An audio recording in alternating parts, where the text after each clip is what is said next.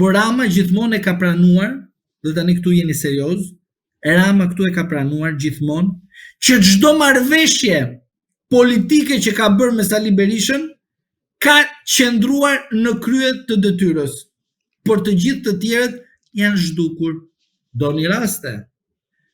Velia, Tahiri, Ahmetaj, Beqaj, të tjerë edhe më poshtë nga rrethi oborrit të Ramës. Pse? Kjo gjë?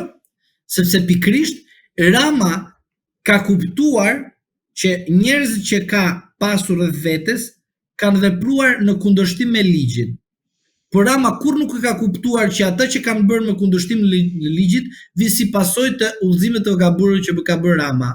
Dhe këtu kërkohet seriozitet dhe duhet i themi Ramës, në rast se këta janë të tutë dhe ti pas ke udhëzuar dhe politikisht dhe moralisht, këta kanë bërë vepër penale dhe në aspektin juridik dhe hetimit i bie që në rast se një person pas ka bërë gabim nga udhëzimet e tua, do të thotë që pas ke formën e bashkëpunimit të thjeshtë. Mund ta ndërtojmë në kuadrin e grupit të strukturuar kriminal ose të organizat kriminalës, shiko këtu rastin Beqaj si e formoi kualifikimin e veprës penale gjykata e seancës paraprake për zotin Beqaj. Pra, duke rikthyer tek përgjigjja juaj dhe duke ju thënë që tek Velia ishin 5D, ndërsa tek zonja Balluku momentalisht janë 3D. Është e ngjashme procedura.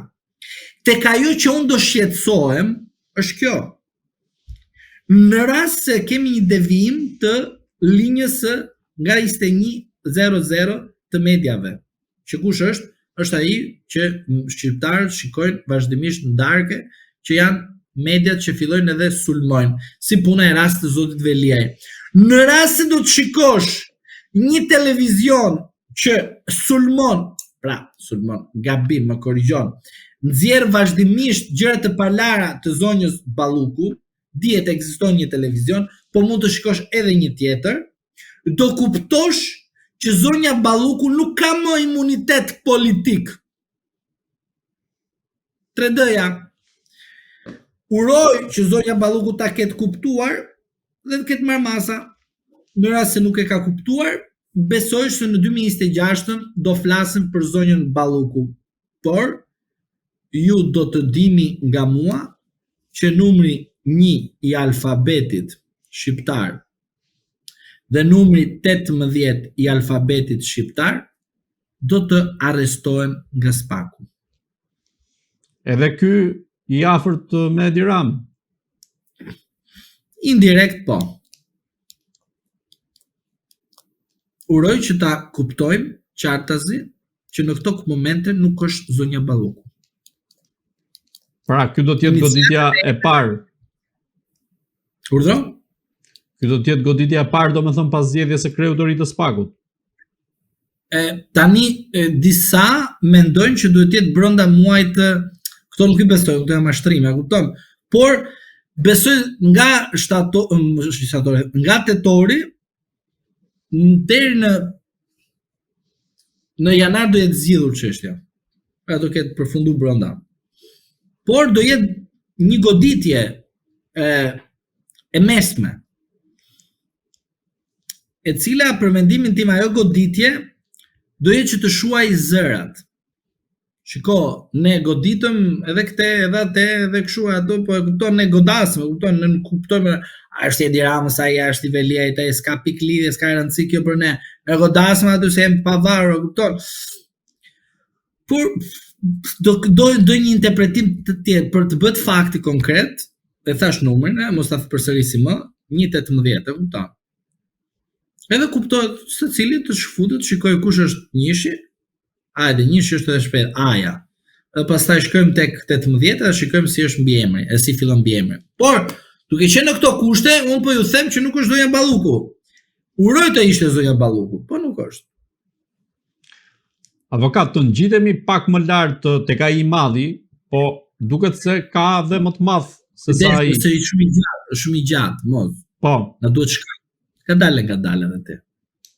Së fundmi në Egjipt, ku u nënshkrua dhe marrëveshja për paqen mes Izraelit dhe Hamasit, Donald Trump pati një shtrëngim duarsh të çuditshëm me Emmanuel Macronin.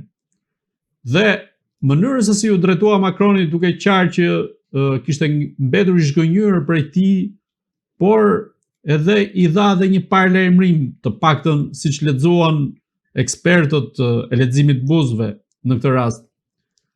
A mendoni ju se kjo ka të bëjë me atë tallje që Edi Rama i bëri në samitin e Komunitetit Politik Evropian vetë Donald Trumpit në praninë të Macronit dhe presidentit të Azerbajxhanit? Një nderuar, do ju citoj fjalimin e zotit Trump që foli në momentin ku gruaja e të ndjerit që vdiq në mënyrë të papritur në Amerikë, një eksponenti të republikanëve, Charlie Kirk, që u bë një vrasje të tillë, e cila cenoi fjalinë e lirë, cenoi atë që ne themi të drejtën e njeriu të shprehet nga një masakër dhe nga një vrasës i cili nuk pranonte kundërshtimin apo dialogun. Zoti Trump në fjalimin kur e dëgjoi gruan e të ndjerit tha: "Unë të dëgjova që e fale autorin e kësaj ngjarje, por unë nuk fal." Pra, do ta nisim pikrisht nga fjalia që tha zoti Trump. Dhe mua më bashkëshoqëron kjo fjali e zotit Trump. Ti e fale, po nuk e fal. Pra kur një politikan me një CV kaq të pasur citon në sy të publikut, jo vetëm kombëtar, por edhe botror, që unë nuk e fal, ti e fale. Dhe unë nuk e fal Macronin. Mund të falet Macroni me Ramën, mund të bëj Macroni me Ramën dallaveret e tyre, është e drejta e tyre, të falen me njëri tjetrin, por Trumpi nuk e fal Macronin. Po në fakt Trumpi i tha Macronit, e hongre drurin nga gruaja. Ja tha publikisht ai. Sa i hongre drurin, e kupton, bam bam bam. Pra, zoti Trump i tha qartë, unë zotëri, unë zonjë të ndjerit, unë nuk e fal. Këtë i tha edhe Macron, unë nuk të fal o vlla. Të tallesh ti me negociatat që kam bërë unë me Armenin dhe për shkak se ngatrova një shtet dhe do sekretin tani them unë ty pse ngatroj shtetin ai. Ta them unë pse ngatroj shtetin. E ky është sekreti vërtet. Kur ti për shembull thua emrin Gülsen vazhdimisht, edhe flet me dika, dhe shkon në një vend tjetër dhe ai emri nuk është Gülsen, po fillon me G. Themi emrin Gazmend. Mirë. Po. Fillon me G.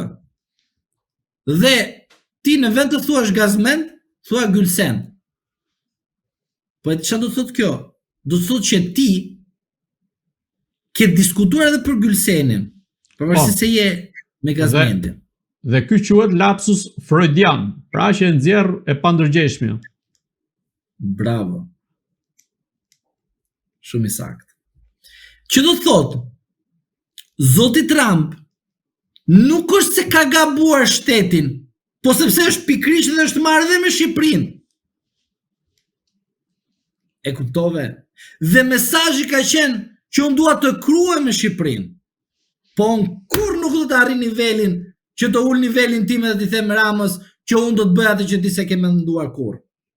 Dhe prandaj duhet bëj lapsus, sepse nuk ishte lapsus i parë, as i dytë, ishte lapsus vazhdimisht.